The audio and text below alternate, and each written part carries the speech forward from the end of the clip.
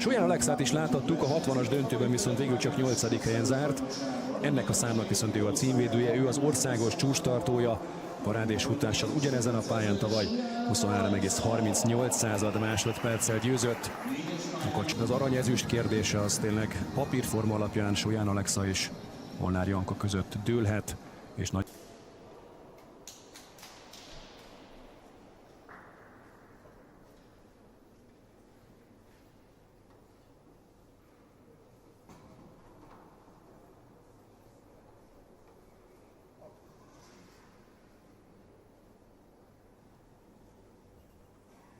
Nyeri ezt a futamot, és lehet, hogy a bajnoki címet is viszi ezzel magával. 23:39.